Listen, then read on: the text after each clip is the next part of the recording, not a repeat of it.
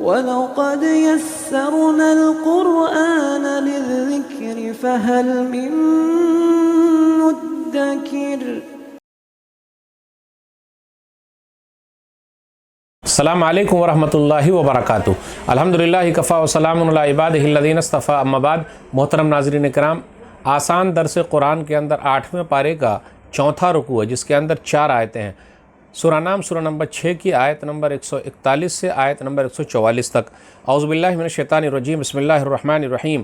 وَهُوَ الَّذِي أَنشَأَ جَنَّاتٍ مَّعْرُوشَاتٍ وَغَيْرَ مَعْرُوشَاتٍ وَالنَّخْلَ وَالزَّرْعَ مُخْتَلِفًا أُكُلُهُ وَالزَّيْتُونَ وَالرُّمَّانَ مُتَشَابِهًا وَغَيْرَ مُتَشَابِهٍ كُلُوا مِن ثَمَرِهِ إِذَا أَثْمَرَ وَآتُوا حَقَّهُ يَوْمَ حَصَادِهِ وَلَا تُسْرِفُوا إِنَّهُ لَا يُحِبُّ الْمُسْرِفِينَ۔ اور وہی اللہ ہے جس نے باغات پیدا کیے، چھپڑوں پر چڑھائے ہوئے اور نہ چڑھائے ہوئے، اور کھجور کے باغات اور کھیتیاں پیدا کی، ان کے پھل مزے میں مختلف ہیں، اور زیتون اور انار پیدا کیے، ملتے جلتے بھی اور نہ ملتے جلتے بھی۔ جب وہ پھل لائیں تو ان کا پھل کھاؤ، اور جس دن پھل توڑو اور کھیتی کاٹو تو اللہ تعالیٰ کا حق ادا کرو، اور حد سے نہ گزر جاؤ، بے شک اللہ حد سے گزرنے والوں کو پسند نہیں کرتا۔ وَمِنَ الْأَنْعَامِ حَمُولَةً وَفَرْشًا كُلُوا مِمَّا رَزَقَكُمُ اللَّهُ وَلَا تَتَّبِعُوا خُطُوَاتِ الشَّيْطَانِ إِنَّهُ لَكُمْ عَدُوٌّ مُّبِينٌ۔ اور اسی نے چوپایوں میں سے بوجھ اٹھانے والے یعنی بڑے جانور بھی پیدا کیے، اور زمین سے لگے ہوئے یعنی چھوٹے جانور بھی۔ اللہ نے جو تمہیں رزق دیا ہے اس میں سے کھاؤ، اور شیطان کے قدموں کی پیروی نہ کرو، بے شک وہ تمہارا کھلا ہوا دشمن ہے۔ ثمانیۃ ازواج من الضأن اثنین ومن المعز اثنین قل آلذکرین حرم ام الانثیین اما اشتملت علیہ ارحام الانثیین نبئونی بعلم ان کنتم صادقین۔ یہ 8 قسمیں اس نے پیدا کی ہیں، 2 بھیڑ میں سے اور 2 بکری میں سے۔ اے نبی صلی اللہ علیہ وسلم، ان سے کہہ دیجئے، کیا اللہ نے دونوں کے نر حرام کیے ہیں، یا دونوں کی مادائیں، یا وہ بچے جو دونوں ماداؤں کے رحموں یعنی پیٹوں میں ہیں؟ اگر تم سچے ہو تو مجھے ٹھیک ٹھیک علم کے ساتھ بتاؤ۔ وَمِنَ الْإِبِلِ اثْنَيْنِ وَمِنَ الْبَقَرِ اثْنَيْنِ قُلْ آلذَّكَرَيْنِ حَرَّمَ ام الْأُنثَيَيْنِ أَمَّا اشْتَمَلَتْ عَلَيْهِ أَرْحَامُ الْأُنثَيَيْنِ أَمْ كُنتُمْ شُهَدَاءَ إِذْ وَصَّاكُمُ اللَّهُ بِهَذَا فَمَنْ أَظْلَمُ مِمَّنِ افْتَرَىٰ عَلَى اللَّهِ كَذِبًا لِيُضِلَّ النَّاسَ بِغَيْرِ عِلْمٍ إِنَّ اللَّهَ لَا يَهْدِي الْقَوْمَ الظَّالِمِينَ۔ اور 2 اونٹ میں سے اور 2 گائے میں سے، اے نبی صلی اللہ علیہ وسلم کہہ دیجئے، کیا اللہ نے دونوں کے نر حرام کیے ہیں، یا دونوں کی مادائیں، یا وہ بچے جو دونوں ماداؤں کے رحموں یعنی پیٹوں میں ہیں؟ کیا تم اس وقت موجود تھے جب اللہ نے تمہیں اس کا حکم دیا تھا؟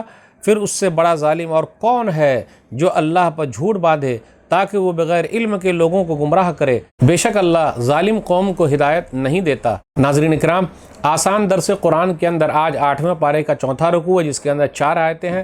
سورہ نام سورہ نمبر 6 میں آیت نمبر 141 سے آیت نمبر 144 تک۔ آیت نمبر 141 اور 142 پر غور کیجئے کہ اللہ تعالیٰ ہی نے پھلوں کو اور چوپایوں کو اور دانوں کو پیدا کیا ہے۔ سب کا پیدا کرنے والا، سب کا خالق اللہ ہے۔ وَآتُوا حَقَّهُ يَوْمَ حَصَادِهِ۔ اور جس دن تم پھل توڑو اور کھیتی کاٹو تو اللہ تعالیٰ کا حق ادا کرو۔ تو یہاں کیا ہے؟ زکوٰۃ دینے کے بارے میں، یعنی کھیتی میں زکوٰۃ کیسے ہوگی، غلے میں زکوٰۃ کی شکل کیا ہو سکتی ہے۔ غلے سے مراد گیہوں ہے، چاول ہے، جو ہے، دال وغیرہ ہے۔ پھر اسی طرح پھل سے مراد کھجور ہے، انگور وغیرہ اس میں اندر داخل ہے۔ 5 وسق سے کم غلے میں اور پھل میں زکوٰۃ نہیں ہے۔ 1 وسق 60 سا کا ہوتا ہے، اور 1 سا 2.5 کلو کا، تو 60 سا مطلب 150 کلو۔ 150 کلو کو 5 سے ضرب دے دیں گے تو 750 کلو اگر ہمارے پاس غلہ ہو گیا ہے، 750 کلو اگر غلہ ہو گیا، چاہے گیہوں ہو، چاول ہو، جو ہو، دال ہو، تو اس کے لیے سال بھر ہونا ضروری نہیں ہے۔ 750 کلو اگر ہمارے پاس ہو گیا، اسی کو 19 من بھی کہا جاتا ہے کہیں کہیں پر، یا پھر 7.5 کنٹل بھی کہا جاتا ہے۔ تو 750 کلو اگر گیہوں کی پیداوار ہوئی، یا چاول کی پیداوار ہوئی، یا جو کی پیداوار ہوئی، یا دال کی پیداوار ہوئی، تو ہم کیا کریں؟ ہم کو زکوٰۃ نکالنا ہے۔ کیسے زکوٰۃ نکالیں گے؟ اگر زمین سے پانی ہم نے دیا ہے، پانی اپنا خود لگایا ہے، بارش نہیں ہوا ہے، تو ہم کو 20واں حصہ نکالنا پڑے گا۔ پھر اسی طریقے سے اگر آسمان سے ہوا ہے، آسمان کے پانی سے غلہ ہوا ہے، تو ہمیں 10واں حصہ نکالنا پڑے گا۔ 750 کلو میں 10واں حصہ کیا ہوگا وہ نکال لیجئے، یا 750 کلو میں 20واں حصہ کیا ہوگا؟ جب آپ نے اپنا پانی خود لگایا، کھاد خود لگایا، تو 20واں حصہ کیا ہوگا؟ اس طریقے سے اس میں سے 20واں حصہ نکال کر زکوٰۃ دے دینا ہے۔ پھر آگے یہ بیان کیا جا رہا ہے چوپائے کے فائدے کیا ہے۔ بھائی کھانے کے لیے بھی ہے، بوجھ اٹھانے کے لیے بھی ہے۔ کلوا مما رزقکم اللہ، کھاؤ جو کچھ اللہ تعالیٰ نے تم کو روزی دی ہے، تو جانوروں میں سے بھی کھانے کے لیے اللہ نے جو حلال کیا اس کو کھانا ہے۔ بڑے افسوس کے ساتھ کہنا پڑتا ہے کچھ لوگوں نے حلال چیزوں کو بھی اپنے اوپر حرام کر لیا ہے۔ پھر آگے کہا وَلَا تَتَّبِعُوا خُطُوَاتِ الشَّيْطَانِ إِنَّهُ لَكُمْ عَدُوٌّ مُّبِينٌ، اور شیطان کے راستوں کی پیروی نہ کرو، بے شک وہ تمہارا کھلا ہوا دشمن ہے۔ شیطان نے حلال چیز کو حرام کر دیا، اس لیے آپ دیکھیے کچھ جانوروں کو لوگوں نے اپنے اوپر جو حلال تھا حرام کر لیا، اس کا استعمال نہیں کر رہے ہیں، اور اگر کوئی استعمال بھی کرتا ہے جس کو اللہ نے جائز قرار دیا تو لوگ ان کو مارتے ہیں۔ تو اس سے یہ پتہ چلا لوگوں نے اپنے طرف سے ایسا کیا اور شیطان نے ان لوگوں کو بہکا دیا ہے۔ پھر آگے ایک آیت ہے، آیت نمبر 141، وَلَا تُسْرِفُوا إِنَّهُ لَا يُحِبُّ الْمُسْرِفِينَ، اور اسراف سے کام نہ لو، اللہ تعالیٰ اسراف کرنے والوں کو پسند نہیں کرتا ہے۔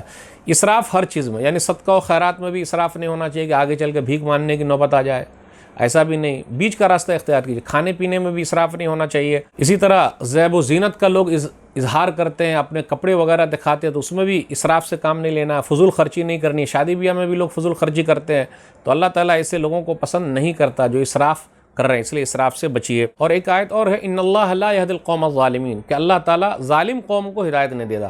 تو جو لوگ ظلم کر رہے ہیں اللہ تعالیٰ کبھی اس کو سیدھا راستہ نہیں دکھاتا، وہ لوگ اندھیرے میں ہیں اور ان قریب اللہ ان کو پکڑ لیں گے۔ تو آج کے درس میں بس اتنا ہی۔ اللہ سے دعا ہے کہ اللہ تعالیٰ ہم لوگ کہنے سننے سے زیادہ عمل کی توفیق دے، آمین۔ اللہ تعالیٰ قرآن کریم کو پڑھنے، سمجھنے، عمل کرنے اور لوگوں تک پہنچانے کی توفیق دے، آمین۔ والسلام علیکم ورحمۃ اللہ وبرکاتہ۔ اور مزید ویڈیوز کو دیکھنے کے لیے آپ ہمارے YouTube چینل کو سبسکرائب کریں۔ فجزاکم اللہ خیرا۔